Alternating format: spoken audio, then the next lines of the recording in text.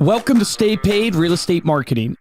Unlock the secrets of success in the real estate world, where each episode delivers valuable tips and strategies to elevate your marketing game and help you succeed in both life and business. Brought to you by Reminder Media.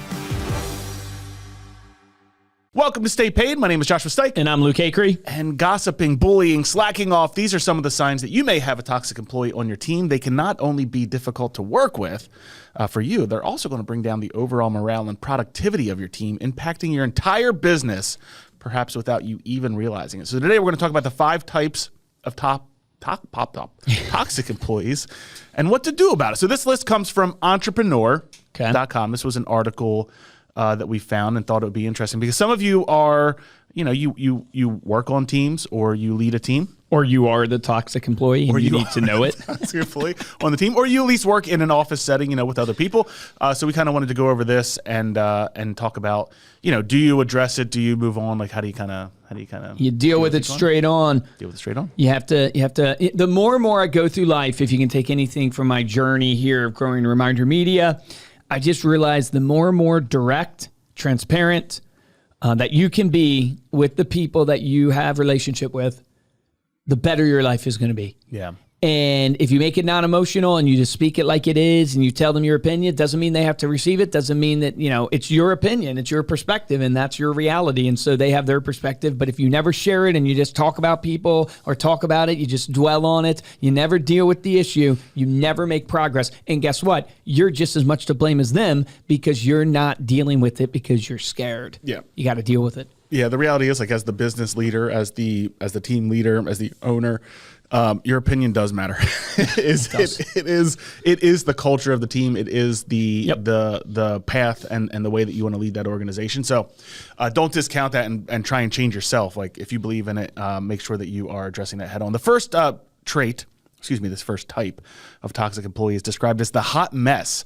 Incompetent, erratic, and unreliable, the hot mess can tank productivity and energy for the whole team. Worst traits of the hot mess: learned helplessness. Pretty interesting. Disorganization, lack of credibility, passivity, and resistance to change.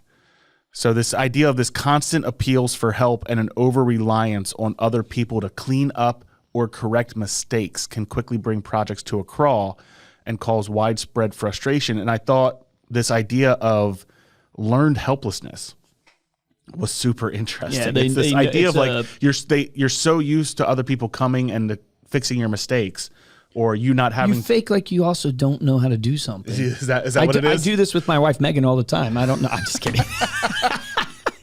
She's gonna listen to this and be like, "You're not kidding." How do you feed them? How do you feed load the dishwasher kids? so much better than me. Hey, there's always 2 people in a relationship, one that loads the dishwasher right and one that loads it wrong, and I always load it wrong. I'm the one that loads it right. Yeah, and Megan always changes it. I'm just like, well, if you're changing it, you might as well just do it from the beginning. So, by being able to identify one of these people, there are some antidotes that they suggest. So this idea of you want to be able to offer extra training, you want to introduce improvement plans, you want to foster awareness with frequent check-ins and provide support. I love how they say that. They say that so eloquently and nice. You got to foster awareness. You got to tell them. Exactly. You got to tell them, hey, you're a hot mess. Hey, exactly you're acting like you don't know how to do something. Maybe it is that you don't know how, and I'm assuming you're acting, but I believe in you. Here's a key trait that I find in leadership, and this just is for my experience, so take it or leave it, is I expect greatness out of people. Yeah. And if I cater to the fact that someone is not great, then I've destroyed everything. Destroyed the culture, destroyed the expectations, destroyed the goal, destroyed the results. It's like, I expect greatness out of you because you are great. Like, I'm not forcing you to do something I don't believe you can do. You are great, so I'm going to raise that awareness, as they say. They said it so eloquently and nicely. And I'm going to check in with them all the time. Foster awareness. Yeah, foster awareness. Yeah, there you go. I'm going to foster awareness by telling, no, I expect you to be great. If you want to be a $150,000 producer, you got to do these things. And I know you're a $150,000 producer, so I expect these things. Yep. You're a $150,000 producer, right? Absolutely. Exactly. Yeah. Number 2 is the slacker. These people find ways to avoid work. It's their full-time job. Like the hot mess, they are a major drain on everyone else's time, energy, and enthusiasm. Worst traits of the slacker: low motivation, lack of regard for deadlines, bad timekeeping, wasting time online, and absenteeism. So these are all things like if you're sitting there thinking like, okay, hey, some of these are matching some of the people that I work with. That is signs that you might have a slacker on your team. Yep. I love it. Finding ways not to do work is their full-time work. Dude, we had this one employee one time. We've had this multiple times, but in our sales center, they were calling like it was I think AT&T, getting the corporate AT&T phone line thing and just going through the prompts, sitting on. Literally working hard to not work. Yeah, working hard to not work, to get phone time. Literally, and you're just like, what in the world? And then what they would do is they'd switch out the number. So the contact number would come up. They switch out the number to the AT&T number. They would call. They'd sit on the prompts for whatever amount of time. Then they, hang up. Then they change the number back to the contact's number, thinking no one would know. And it's just like, what in the world? Or like sitting on a voicemail, you're just like, guys, what? We know what they were doing. They were playing Angry Birds. It turns out $1.5 billion is lost from people playing Angry Birds. Did you know that? That's the high cost crazy. of low productivity. Low productivity is a difficult thing to qualify, but it doesn't stop people from trying. $28 billion lost from people using Facebook. Are you a fan of David Goggins?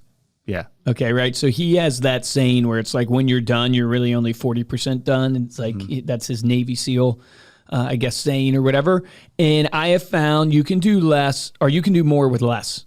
So you have slackers on your team and you're just like, well, they are contributing 30%. They are no, they're killing you 30%. Yeah. If you get rid of them, the people that you have can do more and they'll be more free.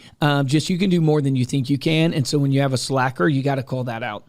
Great ways to help to, they phrase it as antidotes. So these are slacker antidotes. Provide clear expectations. I love that. Demand accountability.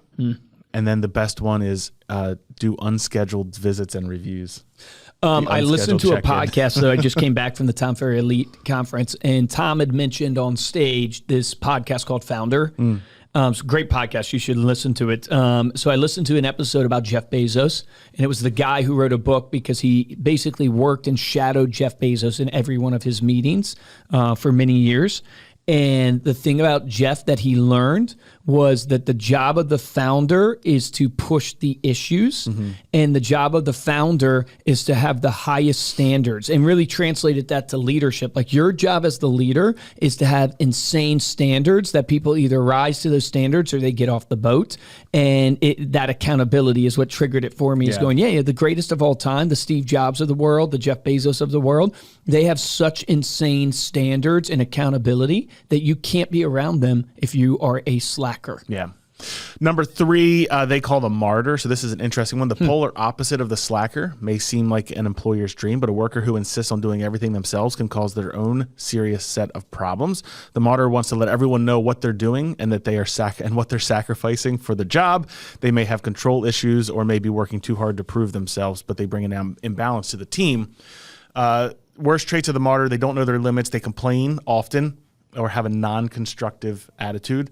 They come to work when sick and infect everyone else, undermines the confidence of team members, and are prone to burnout.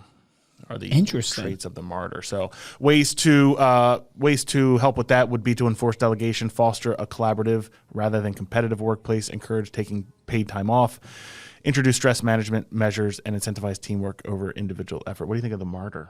What do you think of the martyr? I was trying to think. I've had experience where people wouldn't let go. Yeah. Wouldn't delegate. Yeah, me.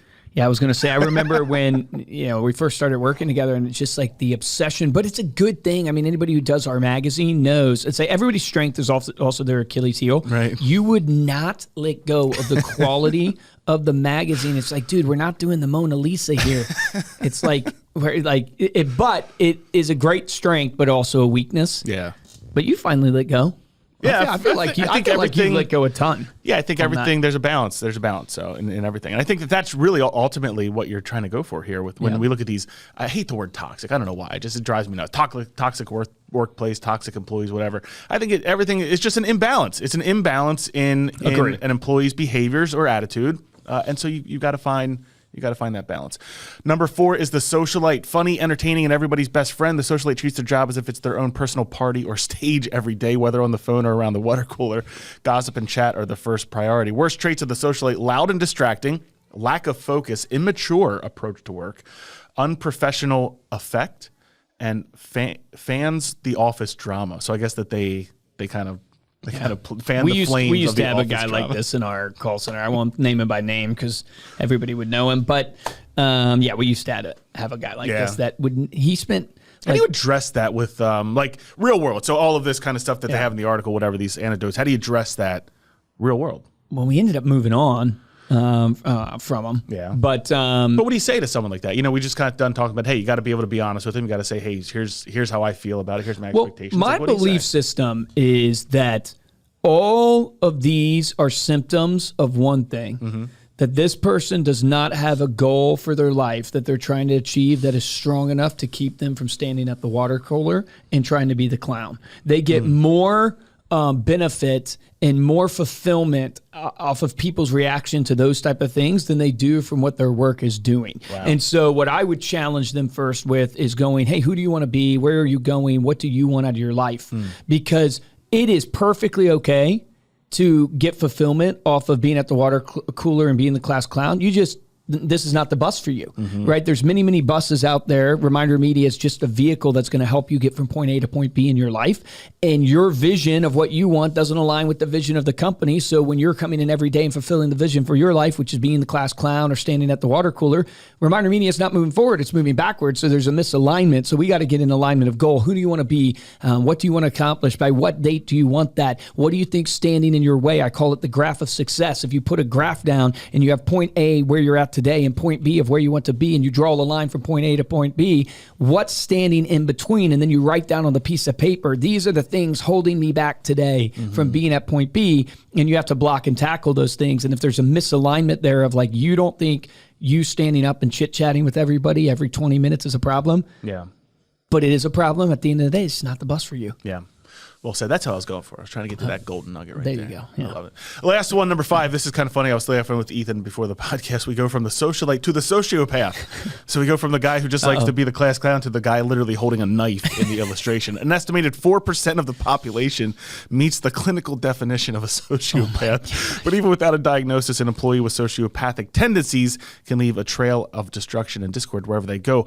Traits of the sociopath: bullying behavior, disregard for protocol, issues with authority, interpersonal problems, and then maybe the worst, manipulation and sabotage. Yeah. So these disruptive employees can ruin their morale. Sociopath is such a strong word, but we definitely have had some. It's a strong word. Yeah, we definitely have had some close to those people. Yeah, it's more of like an archetype of this idea that disruptive employee can ruin the morale, cohesion, and effectiveness of an entire team. And if placed in a customer-facing role, they can even cause serious damage to your reputation.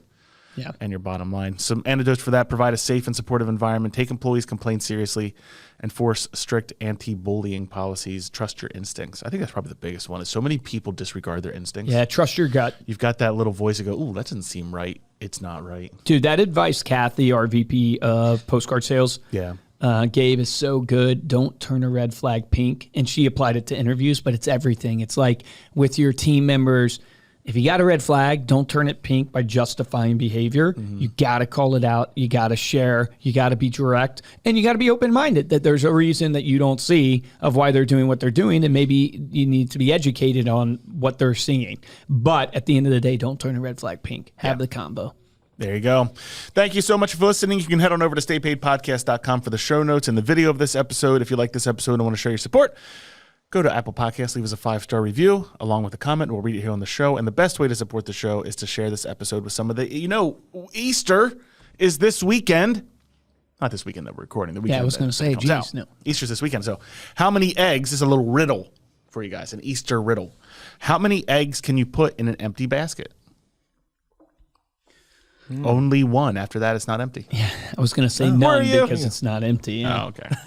If you want to get a hold of me and Luke, you can email us at podcast@remindermedia.com, or you can find us on Instagram. We're at Stay Paid Podcast. For this episode of Stay Paid, I'm Joshua Stike. Guys, I'm Luke Acree. Your action item is don't turn a red flag pink, meaning have the combo. You know, you have the people in your life. It can apply to relationships. It can apply to employees. It can apply to team members, just even colleagues. You know the people that you should have a conversation with. Call it out. And look, at the end of the day, sometimes in life, you got to add people to your life because you're the sum of the 6 people you hang around, but you also got to remove people from your life, right? So you got to be willing to have the conversation so you can figure out where the cards fall. And based upon that decision, move forward, whether or not it's with that person in your life or not in your life. Remember, the difference between top producers and mediocre producers in every business is top producers take action. Take action on that today.